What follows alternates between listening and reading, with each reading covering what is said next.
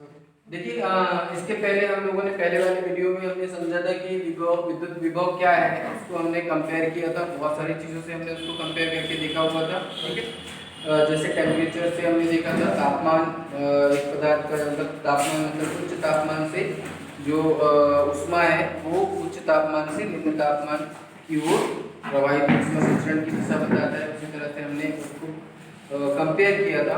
वैसे ही हमने पानी के लेवल से हमने उसको कंपेयर किया था, जिसका हाइट ज़्यादा होगा है ना, वह कंटेंट पर वो निर्भर नहीं करता है, उसकी हाइट पर डिपेंड करता है। हाइट ज़्यादा होगा तो पानी का बहाव अधिक हाइट से कम हाइट की ओर होगा। ठीक है ना। उसी तरह से हमने उसको विभव को कनेक्ट किया था उससे, है ना। पिछले वीडियो में हमने ये सारी चीज़ें की थी। उसके बाद हमने देखा था इसमें और थोड़ा सा आप ऐड कर लीजिए, तो उसमें प्रेशर को, दाब को, तो अधिक दाब से उच्च दाब से, भाई हवा का प्रवाह हो या हम बात करते हैं पानी का प्रवाह होगा, तो हमेशा वो क्या होगा, अधिक दाब से कम दाब की ओर होगा। उसी तरह से विभव में हमने विभव को उससे हमने रिलेट किया था और देखा था कि जो उच्च विभव और निम्न विभव की हमने बात किया था कि यदि किसी भी पदार्थ का कोई भी पदार्थ हम लेते हैं कि इसका विभव अधिक है और इसका विभव कम है, तो ऑब्वियसली जो आवेश का प्रवाह होगा वो क्या होगा, अधिक विभव से कम विभव की ओर होगा। ठीक है, जैसे तापमान किसकी बताता है, किसकी दिशा बताता है, उष्मा संचरण की दिशा बताता है। उसी तरह से जो विभव है वो किस संचरण, आवेश संचरण की दिशा को बताता है कि आवेश की जो प्रवाह, आवेश का जो प्रवाह होगा वो किससे किधर होगा, मतलब कहां से कहां होगा, अधिक विभव से कम विभव की। Is that clear? तो अब थोड़ा सा डेफिनेशन पे आते हैं, मतलब थोड़ा सा हम उसको और थोड़ा समझ लेते हैं। तो विभव को समझने के लिए हम ऊर्जा को समझते हैं पहले, है ना, कि ऊर्जा क्या होती है। तो मैंने विभव ऊर्जा भी बताया था किसकी होती है, तो किसी पदार्थ, किसी आवेशित पदार्थ की होती है विभव ऊर्जा की हम बात करें। तो यदि मैं यहाँ पर एक सोर्स या स्रोत आवेश ले लेता हूँ कोई, है ना, Q, इसका अपना एक इलेक्ट्रिक फील्ड होगा, है ना, इसका अपना एक विद्युत क्षेत्र होगा। ठीक है, इसका विद्युत क्षेत्र होगा, हमने ये इसको रिप्रेजेंट कर दिया है ऐसे। ठीक है, यहाँ पर दो पॉइंट हमने ले लिया, एक पॉइंट ए ले लिया और एक पॉइंट हमने क्या ले लिया, बी। ठीक है, ये दो पॉइंट हमने लिया। यहाँ पर हमने क्या किया, एकांक धन आवेश को यहाँ पर हमने रखा। ठीक है, और जब हम इसको यहाँ पर रखते हैं और ए से बी तक लाने में किए गए कार्य की गणना करेंगे, क्योंकि हम जानते हैं कि यदि हम ऊर्जा की गणना करना चाहते हैं तो हमें क्या निकालना होगा, कार्य निकालना पड़ेगा। ठीक है, तो देखिए यहाँ ऑब्वियसली यहाँ पे मैंने प्लस चार्ज दिया है और यहाँ पे मैंने एकांक धनावेश दिया है। इसको हम क्या बोलते हैं, परीक्षण धनावेश। क्या बोलते हैं इसको, परीक्षण धनावेश। ठीक है, जो ये परीक्षण धनावेश है उसको हमने लिया और उस पर देखो, इस परीक्षण किसके कारण, इस आवेश के विद्युत क्षेत्र के कारण इस पर एक बल लगेगा। इस बल को हमने क्या, बल जो कि कितना लगेगा तो हम जानते हैं, हमने डेफिनेशन भी पढ़ा हुआ है। इस पर जो बल लगेगा वो क्या लगेगा, Q0 × E। अभी समझ में आ रही है बात? क्योंकि देखिए मैंने हमने डेफिनेशन भी पढ़ा है, विद्युत क्षेत्र की डेफिनेशन भी पढ़ा हुआ है, उसी डेफिनेशन से हमने ये बल निकाला हुआ है। ठीक है, तो ये जो बल लगेगा इस पर, वो उसकी दिशा क्या होगी, देखिए ये धन है, ये भी धन है, दोनों पर क्या लगेगा, प्रतिकर्षण बल लगेगा। प्रतिकर्षण बल लगेगा तो ऑब्वियसली इस पर जो, यहाँ पर जो हम आवेश रखेंगे तो इस पर जो बल लगेगा वो किस दिशा में लगेगा, इस दिशा में लगेगा। ठीक है, कितना बल लगेगा तो वो भी हमने निकाल लिया, QE बल लगेगा। तो इतना ही बल हम क्या करते हैं, इस दिशा में लगाते हैं। किस दिशा में लगाएंगे, इस दिशा में लगाएंगे। अब वो जो बाह्य बल हम क्या लगा रहे हैं, बाह्य बल लगा रहे हैं। ये जो बल लगेगा जो कि हम इस दिशा में लगाएंगे उसको हम बोलेंगे बाह्य बल। और ये बाह्य बल कुछ भी हो सकता है ना, कैसे भी हम लगा सकते हैं, अपने मसल्स बल का प्रयोग करके या फिर किसी और मेथड से हमने क्या किया, इस पर बल लगाया। ठीक है, और इसको हमने क्या किया, देखिए कितना बल लगा रहे हैं, जितना इस दिशा में लग रहा है, कितना बल लग रहा है इस दिशा में, तो ये विद्युत क्षेत्र बल, विद्युत क्षेत्र के कारण लग रहा है। किस पर लग रहा है, एकांक धनावेश पर, है ना। किसी भी विद्युत क्षेत्र पर हम जब आवेश रख देते हैं, कोई भी आवेश रख देते हैं, उस पर बल लगता है। वो कितना लगता है, Q × E। ठीक है, वो आवेश और विद्युत क्षेत्र के गुणनफल को हम उसका बल कह देते हैं। ठीक है, तो देखिए यहाँ पर ये जो बल लग रहा है वो कितना लग रहा है, इतना लग रहा है। ठीक, हमने क्या किया, एक एक्सटर्नल फोर्स, बाह्य बल लिया और वो किस दिशा में लगाया, उसके विपरीत दिशा में लगाया, क्योंकि मुझे A से कहाँ जाना है, B तक जाना है। और मुझे उस कार्य की गणना करनी है, ठीक है। तो हम उस कार्य की गणना करने के लिए ऑब्वियसली, अब एक बात और कि जैसे जैसे हम यहाँ पर पास आते जाएंगे, फिर तो एक बात आपको याद दिला रहा हूँ, इसको थोड़ा सा तुलनात्मक अध्ययन करके हम पढ़ते हैं। मैं आपको याद दिला रहा हूँ कि यदि कोई हमने पृथ्वी, गुरुत्वाकर्षण में हमने क्या पढ़ा हुआ था, गुरुत्वाकर्षण में हमने पढ़ा हुआ था कि कोई ये पृथ्वी है, ठीक है, और इस पृथ्वी से जब हम इसको ऊपर की, किसी भी पदार्थ को जब ऊपर की ओर लेकर जाते हैं, ठीक है, तो ये जो पृथ्वी का आकर्षण है, इसका मान लो, इसका द्रव्यमान कितना है, हमने ये जो पदार्थ लिया है उसका द्रव्यमान mg है, ठीक है। जब हम इसको ऊपर की ओर लेकर जाते हैं तो ऑब्वियसली जब भी हम ऊपर की ओर जाते हैं तो g के मान में क्या होता है, परिवर्तन होता है। g का मान क्या होता है, कम होता है या ज्यादा होता है, तो आप लोग सभी जानते हैं कि जैसे जैसे हम ऊपर की ओर जाते हैं तो g का मान कम होने लगता है।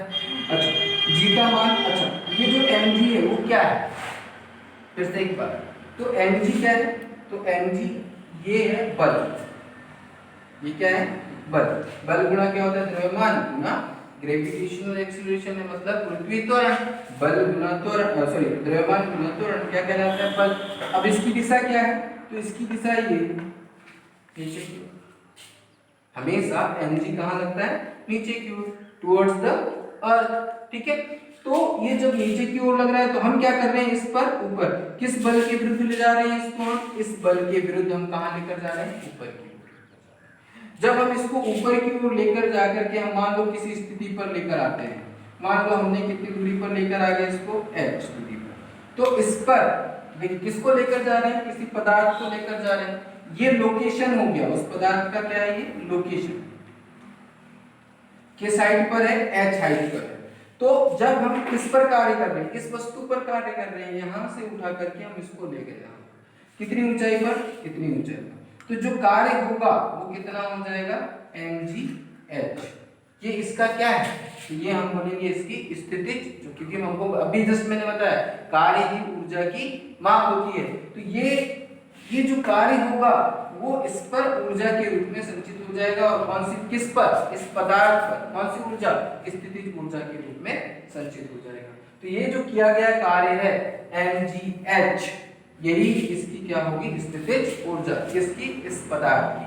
अब हम बात करते हैं कि यहाँ से देखिए, अब इसको मैं यहाँ से एक डायरेक्ट ऐसे ले लिया, ऐसे भी ले जा सकते थे, एक तरीका ये था कि ऐसे भी ले जा सकते थे, तो ये यहाँ पर हम किसी भी मेथड से हम इसको लेकर जाए, ठीक है, उसकी ऊर्जा कितनी होगी, mgh ही होगी, इससे न कम होगी न ज्यादा। मान लीजिए ये mgh का मान 10 जूल है, कार्य हमको कितना करना पड़ रहा है, यहाँ से यहाँ तक लाने पे 10 जूल, है ना। तो आपने देखा कि जो बल लगता है यहाँ पर वो mg, वो बल कैसा होता है, संरक्षी बल होता है। संरक्षी बल मतलब यह पाथ पर निर्भर नहीं करता। संरक्षी बल क्या होता है, तो अपन ये कहेंगे कि यह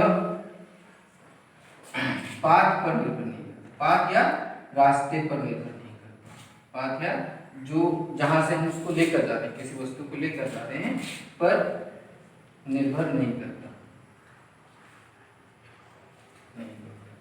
नहीं करता, है ना।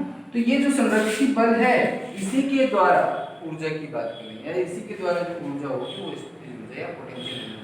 यहाँ पर भी बात करेंगे तो हम इसी के द्वारा यहाँ से यहाँ तक ले जाने पे जो किया गया कार्य है, तो वो उसकी क्या कहलाएगी, पोटेंशियल एनर्जी। तो वैसे ही देखिए यहाँ पर भी हमने क्या किया, किसी बल के विरुद्ध कार्य किया, ठीक है। यहाँ पर भी हम क्या कर रहे हैं, देखिए थोड़ा सा कनेक्शन देखिए आप, यहाँ पर भी हम क्या कर रहे हैं, तो ये जो बल है ये किसके कारण लग रहा है, विद्युत क्षेत्र के कारण लग रहा है, इसके अगेंस्ट पे हम काम कर रहे हैं, इसको कहाँ ले जा रहे हैं, ए से बी तक लेकर जा रहे हैं, ठीक है। फिर हम बात कर रहे थे, तो ए से बी तक ले जाने पर जो किया गया कार्य है, किसी आवेश को, या बोलेंगे विद्युत क्षेत्र में किसी आवेश को एक बिंदु से दूसरे बिंदु तक ले जाने में किया गया कार्य। तो देखिए हम यहाँ पर कितनी दूरी तक ले जा सकते हैं, आप एक बात और थोड़ा सा और बता दूं, जब हम इसको यहाँ से यहाँ तक लेकर जाते हैं तो जो किया गया कार्य है वो mg डायरेक्ट h नहीं लिखते, ये हमने डायरेक्ट नहीं लिखा था, हमने क्या किया था, पहले कुछ दूरी तक मतलब bh दूरी तक लेकर, और फिर हमने क्या किया था, बल गुना विस्थापन, ये हमने लिया। ये हमारे पास कार्य कैसा मिला था, छोटा सा कार्य, ठीक है। ऐसा क्यों किया गया, फिर तो वही बात आती है। ठीक है, तो थोड़ा सा इसको हम समझ लेते हैं कि ऐसा क्यों किया हमने। तो ऐसा इसलिए किया क्योंकि जब भी हम ऊपर की ओर लेकर जाते हैं तो जी के मान में क्या आता है, परिवर्तन आता है, और जी के मान में परिवर्तन आने से क्या होगा, देखिए m इंटू जी, है ना। तो यदि जी का मान कम हो रहा है तो ऑब्वियसली जैसे जैसे हम ऊपर की ओर लेकर जाएंगे तो नीचे की ओर जो बल है उसका मान क्या होते जा रहा है, कम होते जा रहा है। और जब कम होते जा रहा है तो यहाँ बल कैसा है, बल कैसा हो जाएगा, परिवर्ती। बल कैसा हो जाएगा, परिवर्ती बल हो जाएगा। और जब बल परिवर्ती होता है तो हम कार्य की गणना कैसे करते हैं, तो मैंने आपको बताया था कहां पर 11th क्लास में हम लोगों ने पढ़ा हुआ है, एक समान बल द्वारा किया गया कार्य और परिवर्ती बल द्वारा किया गया कार्य। परिवर्ती बल द्वारा किया गया कार्य हम कैसे लेते हैं, तो हम लेते हैं ए से बी, यदि अपन लेते हैं तो यहाँ पर हम क्या करते हैं, बल गुना dx हम ये लेते हैं, ये कार्य की घटना, कुल कार्य हम इससे निकालते हैं। परिवर्ती बल द्वारा किया गया कार्य, क्यों, क्योंकि बल का मान लगातार परिवर्तित होते जा रहा है, तो हम क्या करते हैं, छोटा छोटा विस्थापन यहाँ पर थोड़ा सा लेंगे। ठीक है, हम ये ध्यान रखेंगे कि उसकी जो गति है वो त्वरित ना हो। यहाँ पर भी हम ये ध्यान रखते हैं कि जब हम बल लगा रहे हैं तो ऑब्वियसली बल का फॉर्मूला ही है, बल का फॉर्मूला क्या है, द्रव्यमान गुना त्वरण, तो त्वरण त्वरित गति पर ही बल लग रहा है। लेकिन यहाँ पर हम इस बात का ध्यान रखेंगे कि ये इसकी जो गति है वो त्वरित ना हो, त्वरित ना हो, इसीलिए हम क्या करते हैं, इसको dx दूरी तक ले जाते हैं। फिर हम क्या करेंगे, फिर से dx दूरी पर लेकर जाएंगे। तो ऐसे dx दूरी पर लेकर जाएंगे, इस बात का ध्यान रखते हुए कि ये जो आपके पास गति है क्या ना हो, त्वरित ना हो। तो अब वही चीज क्या हो रहा है, क्योंकि जैसे देखो यहाँ पर जो बल का मान है वो कम होते जा रहा है, जैसे जैसे ऊपर लेकर जा रहे हैं जी के मान में परिवर्तन आ रहा है, बल का मान कम होते जा रहा है, तो ऑब्वियसली बल कैसा है, परिवर्तित। यहाँ पर जैसे जैसे हम इधर पास में लेकर जाएंगे तो देखिए ये QE, क्योंकि E का स्ट्रेंथ जैसे जैसे हम पास में लेकर जाते हैं तो क्या होता है, बढ़ता जाता है, E का स्ट्रेंथ बढ़ता जाता है। उसका हमने देखा हुआ था कि जो विद्युत क्षेत्र दिखाए हैं उनका घनत्व भी क्या होता है, जैसे ही हम सोर्स आवेश के पास में आते हैं तो उनका घनत्व भी बढ़ता जाता है। जब घनत्व बढ़ते जाता है तो उसका स्ट्रेंथ भी बढ़ता जाएगा, E का मान बढ़ता जाएगा, E का मान बढ़ता जाएगा। देखिए जैसे जैसे पास में E का मान बढ़ता जाएगा तो ऑब्वियसली इस बल का मान भी बढ़ता जाएगा। तो यहाँ पर भी बल कैसा है, परिवर्ती बल। ठीक है, परिवर्ती बल है, तो इसको भी निकालने के लिए हमको क्या करना होगा, इस मेथड का प्रयोग करना होगा। ठीक है, तो इसीलिए हम क्या करते हैं, हम छोटी सी दूरी के लिए पहले निकाल लेते हैं। तो भाई छोटा थोड़ा सा यदि हम स्थापित करेंगे तो कार्य कैसा होगा, थोड़ा होगा।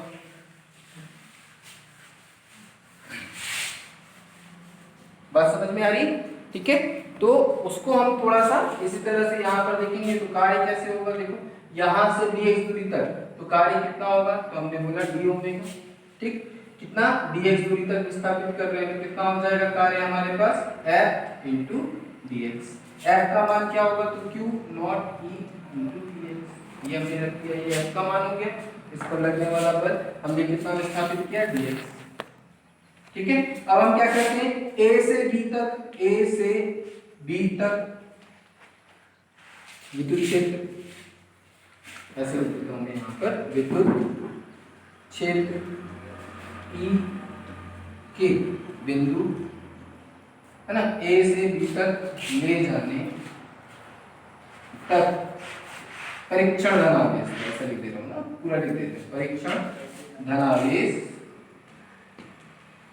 को ले जाने में किया गया कार्य। ठीक है, ए से बी तक ले जाने में कुल, यहाँ पे किया गया कुल कार्य लिख देता हूँ, कुल कार्य कितना हो जाएगा, तो W A B, ए से कहाँ तक ले गए, बी तक ले जा रहे हैं ना, तो ए से बी तक ले जाने पर देखिए ए से बी तक ले जाने में किया गया कुल कार्य F इंटू dx, ये हमारे पास है। और यही क्या है हमारे पास, इसकी देखो जब हम इसको यहाँ से यहाँ तक लेकर जाएंगे, फिर मैंने कहा कि विभव को समझने के लिए हमको ऊर्जा की आवश्यकता है, ऊर्जा को समझना जरूरी है। तो फिर तो यहाँ पर देखिए, यहाँ पर इसको अपन हम कैसे लिख सकते हैं बेटा, तो इसको हम लिख सकते हैं यहाँ पर A B F, इसका मान रख देते हैं Q not E into dx। ठीक। अब थोड़ा सा सोचने वाली बात ये है कि भाई ये जो मैंने ए पर रखा, क्यू को, किसको, आवेश को मैंने ए पर रखा है, तो इसको कहीं ना कहीं से तो लेकर आया हूँ, है ना। तो जहां से लेकर आया हूँ तो इसको यहाँ से इधर या इधर से लेकर आया हूँ, कहीं ना कहीं से तो लेकर आया हूँ। तो यहाँ तक लाने पर भी तो मुझे किस कार्य करना होगा, या कार्य मतलब किया होगा, है ना कोई कार्य किया होगा। तो ऑब्वियसली ए तक लाने पर मुझे जो कार्य करना पड़ा, तो वो जो कार्य होगा वो इस पॉइंट पर स्थितिज ऊर्जा के रूप में संचित हो जाएगा। मान लीजिए हम उस स्थितिज ऊर्जा को क्या नाम दे देते हैं, यू ए, ठीक है। उस स्थितिज ऊर्जा को हमने नाम दे दिया यू ए। अब यहां तक लाने पर जो कार्य किया उसको हमने उसको उसकी जो उसके कारण जो यहाँ पर ऊर्जा होगी उसको हमने नाम दिया यू ए। अब उससे हमने क्या किया, यहां से फिर उसको और मतलब हमने क्या किया, एडिशनल वर्क किया। एडिशनल वर्क मतलब कुछ एक्स्ट्रा काम किया, वो काम हमने क्या किया, ए से बी तक लेकर आए।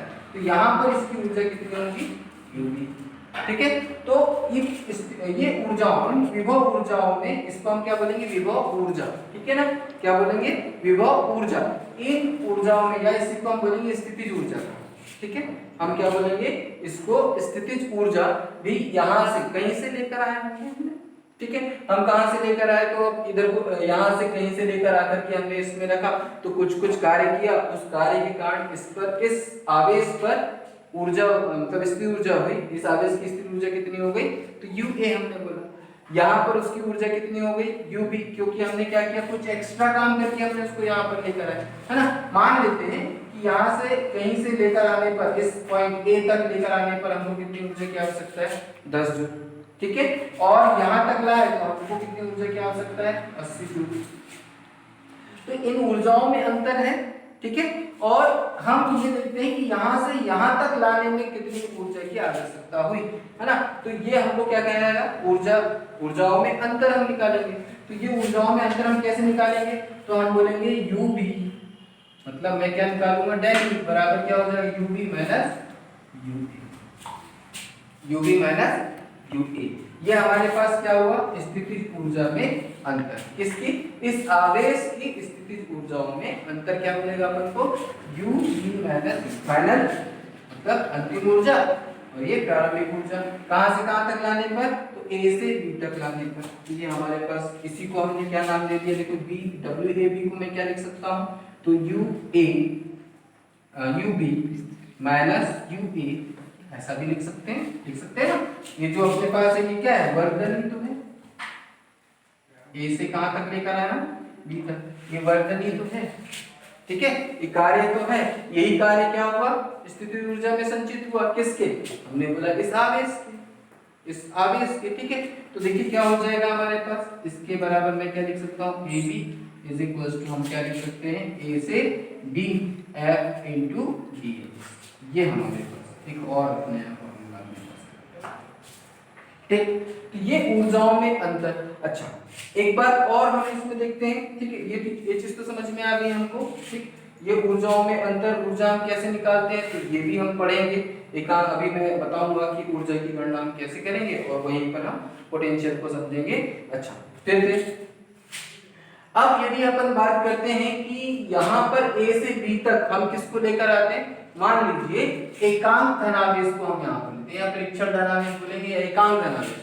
तो फिर से हमारे पास जो डेफिनेशन बनेगी, हम डेफिनेशन तैयार करते हैं कि किसी भी विद्युत क्षेत्र में, मैं यहाँ पर एक डेफिनेशन तैयार कर रहा हूँ, ठीक है ना। और वो डेफिनेशन देखो, यहाँ पर क्या लिखते हैं, किसी विद्युत क्षेत्र में एकांक धनावेश को एक बिंदु से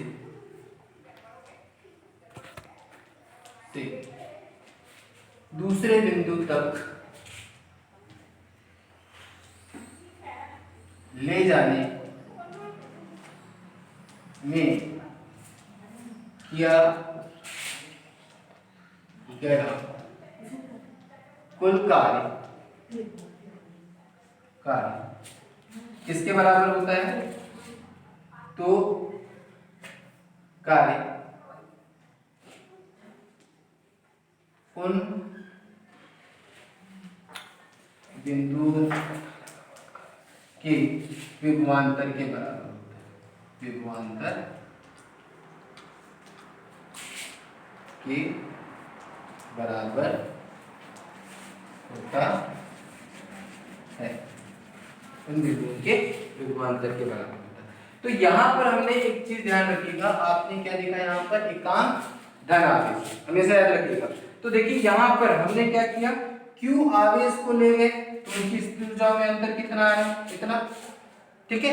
यदि एकांक धन आवेश की बात करेंगे तो देखिए यहाँ पर मैं क्या कर रहा हूँ, Q आवेश पर अपने पास, यदि मैं इसको ऐसे लिख रहा हूँ, देखिए यहाँ ध्यान दीजिए, UB minus UA is equals to, अपन क्या लिख सकते हैं, तो हमारे पास है A से B तक हम ले गए, हमारे पास क्या हो जाएगा, ये Q0 E, ये अपने पास एकांक धन आवेश है, और ये dx, इसको जब हम यहाँ पर ला दीजिए, ठीक है, किया गया कार्य एकांक धनावेश को, देखो मैंने क्या कहा, एकांक धनावेश को एक बिंदु से, मतलब एक बिंदु से दूसरे बिंदु तक ले जाने पर किया गया कार्य उन बिंदुओं के या उस आवेश के विभवांतर के बराबर होता है, या बिंदुओं के विभवांतर के बराबर होता है। अर्थात यहाँ पर यदि मैं एकांक धनावेश बोलूं तो इसके बट्टे में क्या हो जाएगा, Q आ जाएगा, और ये हमारे पास क्या हो जाएगा, A B E into dx, और इसी को हम क्या नाम दे देंगे, तो देखो मैंने आपको बताया हुआ था लोकेशन क्या है, किसका कैरेक्टरिस्टिक है, तो विभव का कैरेक्टरिस्टिक है, मतलब विभव का जो अपने पास गुण है वो क्या है, उसकी स्थिति। तो यहाँ पर A बिंदु पर विभव कितना, तो हमने बोला VE, B बिंदु पर विभव कितना, तो हमने बोला VB, है ना। इसका स्ट्रेंथ, इस बिंदु का स्ट्रेंथ कितना, तो VA, और इसका VB, तो हमारे पास क्या हो जाएगा, तो ये हमारे पास हो जाएगा VA minus VB minus VB, या इसी को मैं क्या लिख सकता हूँ, विभवांतर है ना, इसको डेल V लिख सकता हूँ, डेल V मुझे क्या मिल जाएगा, UB माइनस UA, इसको ऐसा, ठीक है। और इसी को अपन क्या लिख सकते हैं, क्योंकि मैंने क्या किया है, यहाँ से देखिए Q0 को यहाँ पर ला लिया, तो इसको और एक तरीका है जो हम लिख सकते हैं WAD अपॉन Q0, ये विभवांतर की कि हमने क्या किया, यहाँ पर जो विभवांतर है वो क्या हो जाएगा, उनकी स्थितिज ऊर्जाओं में अंतर, है ना, उस आवेश के स्थितिज ऊर्जाओं में अंतर, है ना, बटे Q0 अपन एकांक धनावेश को ले लिया, वो किसके बराबर हो जाएगा, विभवांतर के बराबर हो जाएगा। तो विभवांतर की डेफिनेशन को आप लिख लीजिएगा, ठीक है। विभवांतर क्या होता है, आपको समझ में आ गया होगा, उनकी स्थितिज ऊर्जाओं में अंतर को हम बोल सकते हैं, या हम बोलेंगे कि किसी एकांक धनावेश को एक बिंदु से दूसरे बिंदु तक लाने पर जो किया गया कार्य है वो किसके बराबर होगा, विभवांतर के बराबर होगा, ठीक है। तो इस तरह से आप इसको विभवांतर को डिफाइन कर सकते हो। तो हम विभवांतर को किससे डिफाइन करेंगे, कार्य से, क्लियर है, कार्य से रिलेटेड है। अब एक बात ये फिर से कि हमारे पास जो ऊर्जा होती है या जो कार्य होता है वो किस तरह की राशि, कार्य किस तरह की राशि, तो कार्य अदिश राशि है। तो ऑब्वियसली जब हम कार्य से किसको रिलेट कर रहे हैं, विभव को, तो विभव भी कैसी राशि होगी, अदिश राशि होगी। इज दैट क्लियर, ठीक है। अब हम यहाँ पर आते हैं कि थोड़े से कुछ फॉर्मूले हैं, कुछ उनके बेसिक चीजें हैं, तो ये आप जरूर नोट करिएगा क्योंकि ये बहुत ज़्यादा इंपॉर्टेंट है, कॉम्पिटिटिव एग्जाम में भी आपको इस तरह के क्वेश्चंस आ सकते हैं, ठीक है। इसके बाद देखते हैं नेक्स्ट अपन इसमें कि एक बिंदु आवेश के कारण एक बिंदु आवेश के कारण किसी बिंदु पर विभव की गणना हम कैसे करेंगे उस चीज को देख लेते हैं। देखिए यहाँ पर थोड़ा सा इसको मैं यहीं पर बता देता हूँ। देखिए इसी बिंदु को यदि मैं कहाँ रखता हूँ, इनफाइनाइट पे रखता हूँ, इस बिंदु को कहाँ रख देता हूँ मैं, इनफाइनाइट पे, ठीक है। कहाँ रख दिया, इनफाइनाइट पे। ए को उठा करके इनफाइनाइट पे रख देने पर इनफाइनाइट पर ई का मान कितना होता है, अनंत पर, अनंत पर ई का मान क्या होता है, शून्य होता है, ठीक है। तो अनंत पर जब ई का मान शून्य होता है तो ऑब्वियसली अनंत से किसी बिंदु तक, अनंत से किसी बिंदु तक किसके, विद्युत क्षेत्र के, किसके, इसके, इस आवेश, किसी आवेश के, अनंत से किसी आवेश के विद्युत क्षेत्र के एक किसी बिंदु तक आवेश, एकांक धनावेश को लाने पर जो किया गया कार्य है उस बिंदु पर क्या कहलाएगा, विभव कहलाएगा। जैसे यहाँ पर सिंपल हम यहाँ पर ले लेते हैं, इसकी डेफिनेशन भी अपन बना देते हैं, चलो इसको नोट कर लेना, ठीक है। आगे देखते हैं।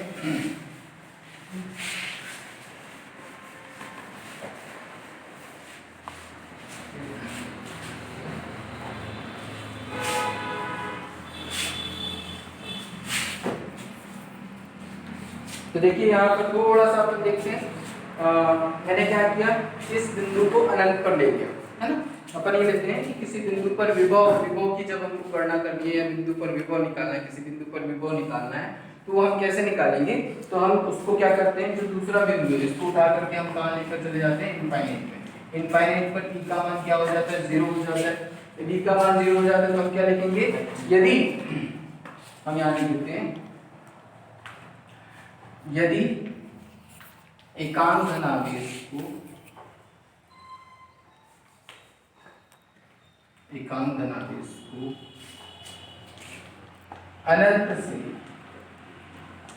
अनंत से किसी आवेश के विद्युत क्षेत्र के किसी बिंदु तक लाने में किया गया कार्य क्या कहलाता है, उस बिंदु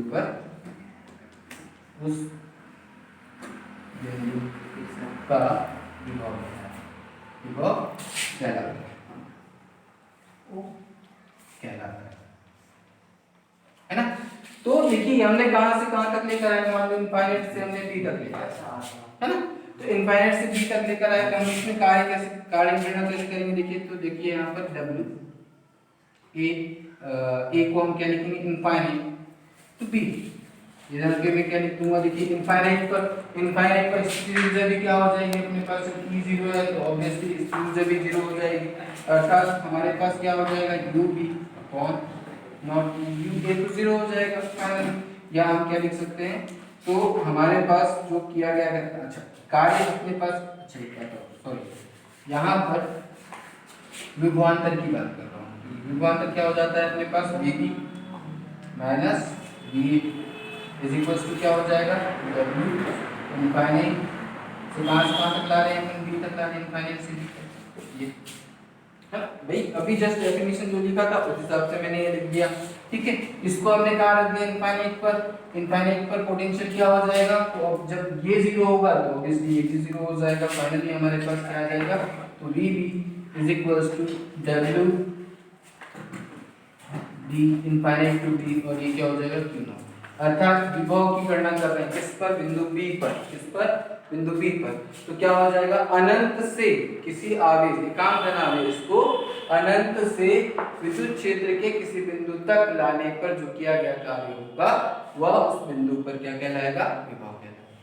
उसको डेफिनेशन जो मैं बोल रहा हूँ वो भी आप लिख सकते हो, ऐसा भी लिख सकते हो, आप ऐसे भी लिख सकते हो कि अनंत से किसी आवेश को विद्युत क्षेत्र के किसी बिंदु तक लाने पर किया गया कार्य उस बिंदु पर क्या कहलाता है, विभव कहलाता है।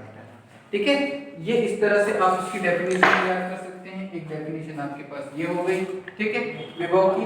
अब थोड़ा सा इसको और समझ लेते हैं, मतलब हम यहाँ पर क्या करते हैं कि किसी आवेश के कारण, अच्छा तो हम सबसे पहले क्या निकालेंगे, कार्य निकालेंगे, और कार्य निकाल करके हम उस विभव की गणना करेंगे, किसी बिंदु पर विभव की गणना करेंगे। ठीक है, चलिए देखते हैं उसकी गणना हम कैसे करेंगे, तो थोड़ा सा समझिएगा इसको।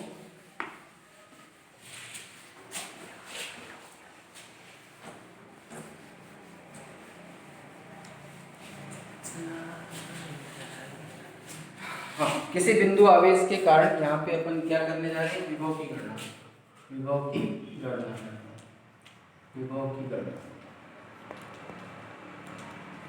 है ना। अब ये हम कैसे करेंगे, यहाँ पे लिखते हैं किसी बिंदु आवेश के कारण, किसी बिंदु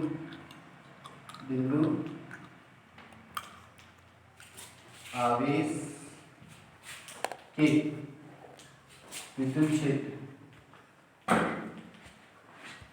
के किसी बिंदु पर के किसी बिंदु पर विभव की गणना ठीक है ना। हम क्या कर रहे हैं, किसी बिंदु आवेश के कारण विद्युत क्षेत्र के किसी बिंदु पर विभव की गणना करना चाह रहे हैं। तो हमारे पास ये सोर्स आवेश ले लिया हमने Q, ठीक है। और यहाँ पर हम क्या करते हैं, किसी बिंदु कोई भी बिंदु हमने ले लिया, कितनी दूरी पर ले लिया तो हम मान लेते हैं r दूरी पर कोई बिंदु है, ठीक है। r दूरी पर कोई बिंदु A या P है ले लेते हैं, ठीक है। और इस पर हमको विभव की गणना करनी है, ठीक है। अब हम क्या करते हैं, फिर से जो डेफिनेशन था हमारे पास, क्या डेफिनेशन था कि विभव की परिभाषा क्या है कि किसी एकांक धनावेश को अनंत से विद्युत क्षेत्र के किसी बिंदु तक लाने पर किया गया कार्य, किसी एकांक धनावेश को अनंत से विद्युत क्षेत्र के किसी बिंदु तक लाने पर जो किया गया कार्य है वो क्या कहलाएगा, उस बिंदु पर विभव कहलाएगा, ठीक है। ये डेफिनेशन है विभव की। उसी डेफिनेशन के हिसाब से हम मान लेते हैं कि यहाँ इनफाइनाइट से हमने क्या किया, या फिर अपन ये ले लेते हैं, यहाँ पे कोई बिंदु अपन ए ले लेते हैं, यहाँ से यहाँ तक लाने पर जो किया गया कार्य होगा वो कितना हो जाएगा भाई। अच्छा, फिर ए तक मैंने वही बात किया, ए तक लाने पर किया गया कार्य, इसको अपन ये जो दूरी है क्योंकि मुझे वो निकालना है, आर दूरी पर निकालना है वो, तो मैं पहले ये मान कर चलता हूँ कि x दूरी पर कोई ए है, ए तक अपन ने लेकर आए, अनंत से कहाँ तक लेकर आए, ए तक किसी एकांक धनावेश को लेकर, तो कितना कार्य करना पड़ेगा। अच्छा, फिर से भाई यहाँ पर हमने ए कोई बिंदु लिया, थोड़ा समझना इसको, ए पर कोई बिंदु अपन लेते हैं, ठीक, ए पर कोई बिंदु लेते हैं, ए से हमने कितनी dx दूरी तक, ठीक है, ए से dx दूरी तक हम लेकर आ रहे हैं, और इससे ए यहाँ से किससे, इस सोर्स चार्ज से मतलब स्रोत आवेश से ये एक ए बिंदु की जो दूरी है वो कितनी है, x है, ठीक है।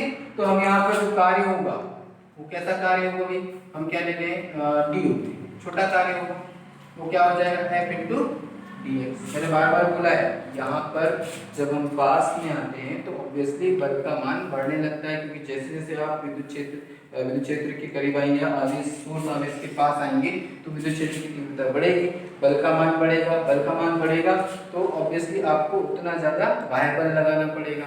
फिर धीरे से आप ऐसे थोड़ा थोड़ा कार्य करके लेकर आएंगे, मतलब dx ऐसा करके लेकर आएंगे, ठीक है।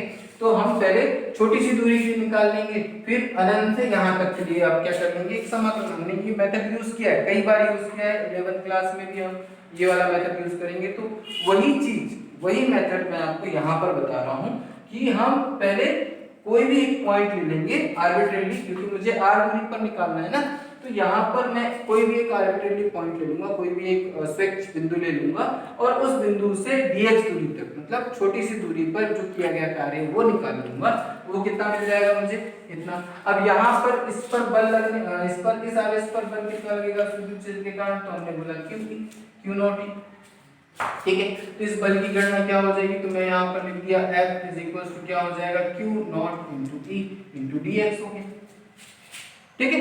अब यहाँ पर अपने पास क्या हुआ, तो ये हमारे पास चूंकि हमने dx छोटी सी दूरी पर विस्थापित किया तो कार्य भी छोटा सा हुआ। अब हम क्या करते हैं, तो हम इस कार्य को कहां से लेते हैं, अनंत से बिंदु P तक, है ना। मैं यहाँ पे सीधे सीधे लिख देता हूं, अनंत से बिंदु P तक एकांक धनावेश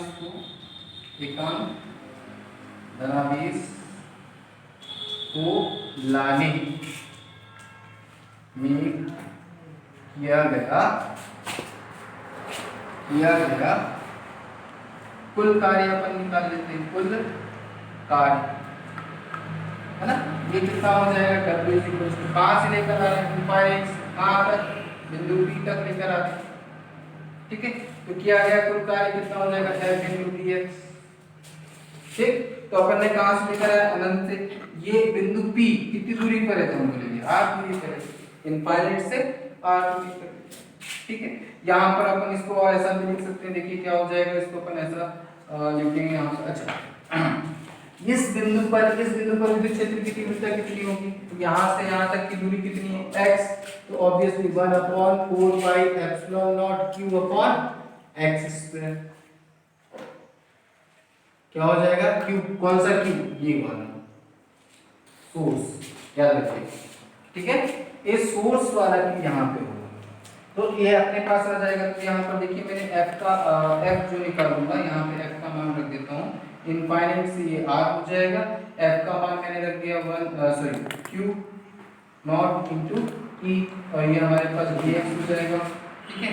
अब देखिए यहाँ पर कहाँ से अपन ने इनफाइनाइट से आर तक लेकर आ रहे हैं कुल कार्य। अब मैंने क्या कहा है, एकांक धनावेश, पहली बार तो एकांक धनावेश किसको लेकर आ रहे हैं, एकांक धनावेश को, तो ऑब्वियसली पहले क्यू आवेश को अपन निकाल लेते हैं, एकांक धनावेश को बोलेंगे तो क्यू को आप यहाँ पर रख दीजिए, देखिए ये डेफिनेशन, यही हमारे पास क्या है, पोटेंशियल विभव, ठीक।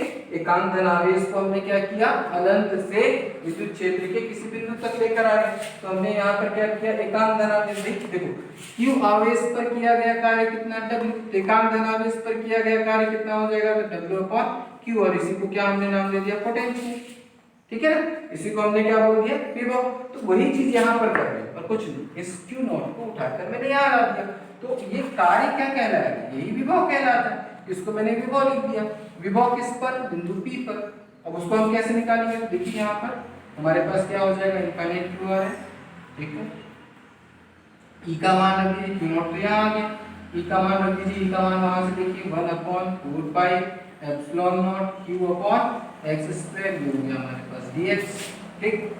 अब फिर से यहाँ पर आप क्या करेंगे, देखिए ये कांस्टेंट है, ये भी कांस्टेंट है, अच्छा ये Q, ये कांस्टेंट है, तो आप क्या करेंगे, इसको बाहर निकाल देते हैं, Q upon 4 pi epsilon not, बचा क्या हमारे पास, तो इनफाइनाइट से r, और ये अपने पास क्या बच जाएगा, x स्क्वायर dx, ठीक। फिर से एक बात और ध्यान रखिएगा कि यहाँ पर हमने कैसा लिया है, धनावेश लिया है, तो विभव भी कैसा होगा, धनात्मक।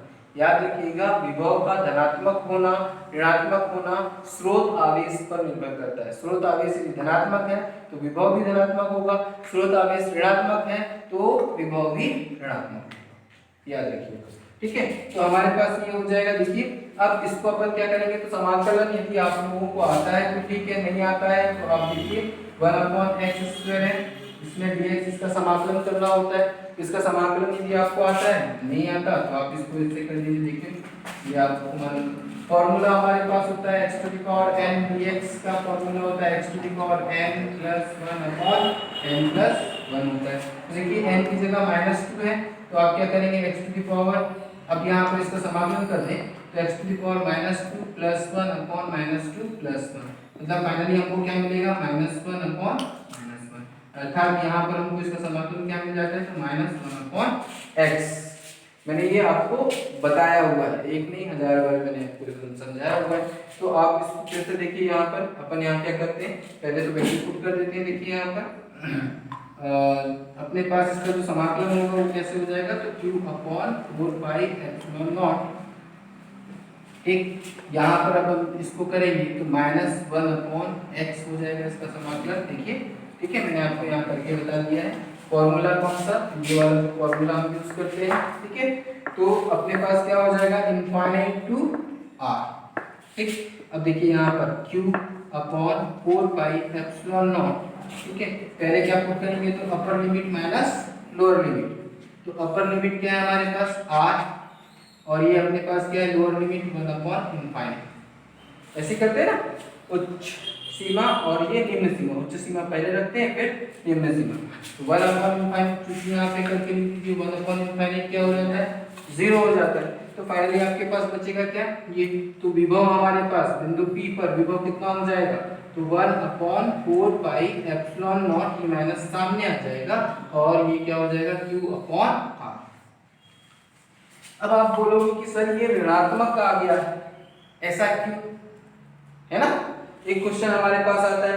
तो स्वाभाविक सी बात है, इस पर जो लगने वाला बल, इसके कारण, इस विद्युत आवेश के कारण, देखो ये सोर्स आवेश है, स्रोत है ना, इसके कारण इस पर जो बल लगेगा या यहाँ पर जो बल लगेगा वो किस दिशा में लगेगा, इस दिशा में लगेगा। हमने एकांक धनावेश दिया है, एकांक धनावेश पर बल किस दिशा में लगेगा, इस दिशा में, और हम उस पर कार्य किस दिशा में कर रहे हैं, इस दिशा में कर रहे हैं, कार्य जो उसको लेकर आए हम किस दिशा में लेकर आए, ये बाह्य बल की दिशा, ये बाह्य बल, और ये कौन सा बल है, तो ये विद्युत क्षेत्र के कारण लग रहा है, ये विद्युत क्षेत्र के कारण जो बल लग रहा है किस दिशा में लग रहा है, इस दिशा में।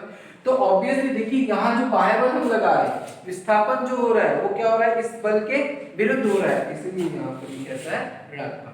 क्योंकि ये जो बल है, बाहर जो बल है वो कहाँ लग रहा था, उसके विपरीत दिशा में लग रहा था, इसीलिए ऋणात्मक। यदि आप चाहो तो आप इसको क्या कर सकते हैं, E बराबर आपको मालूम होना चाहिए 1/4πε0 Q/R, ये हमारे पास क्या हो जाता है, विभव। तो फिर से वही बात, किसी बिंदु आवेश के कारण, मतलब किसी बिंदु आवेश के कारण उस आवेश के विद्युत क्षेत्र पर कोई बिंदु P पर विभव की गणना हम कैसे करेंगे, इस तरह से। Is it clear? ठीक है। और यहाँ समाकलन का प्रयोग क्यों करते हैं, तो वो भी मैंने आपको बताया हुआ है, क्योंकि यहाँ पर, अच्छा एक बात और, कि यहाँ पर हमको बल कितना लगाना है, तो जो बल इसके कारण, इस विद्युत क्षेत्र के कारण लग रहा है, उतना ही बल हमको क्या लगाना है, इस दिशा में लगाना है, और इस तरह से विस्थापित करना है कि वह गति कैसे, इसकी जो गति यहाँ पर जब हम इस तरफ बल लगाएंगे तो इस तरह से इस आवेश को इस तरफ ले जाना है कि वह त्वरित ना हो, याद रखिए, उसमें त्वरण उत्पन्न ना हो, उसमें त्वरित गति उत्पन्न ना हो। इस तरह से हम इसको क्या करते हैं, थोड़ा थोड़ा थोड़ा थोड़ा थोड़ा करके इसकी गति। Is clear?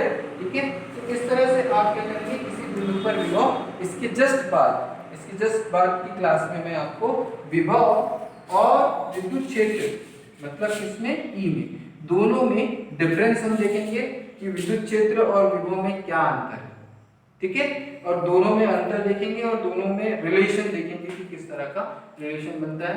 विभव में क्या अंतर आएगा, जैसे ही हम पास में इसको लेकर आते हैं, ठीक है, तो यहाँ पर विद्युत क्षेत्र और विभव दोनों की स्थिति क्या होगी, दोनों में जैसे ही पास लेकर आएंगे तो दोनों में किस तरह के अंतर पाए जाएंगे, दोनों में क्या रिलेशन होगा, वो सारी चीजें हम आगे की वीडियो में देखेंगे। ठीक है।